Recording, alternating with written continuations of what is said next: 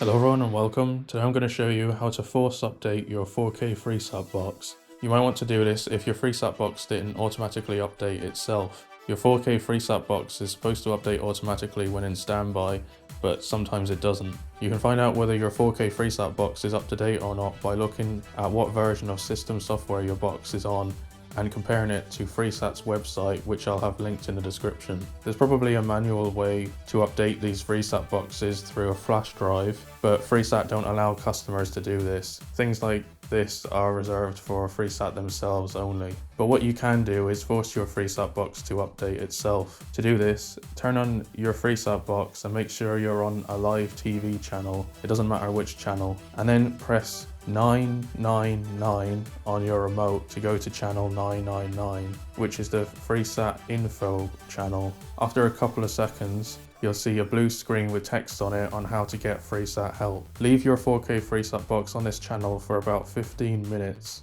After about 15 minutes, put your Freesat box into standby by pressing the power button on your remote or on the Freesat box itself.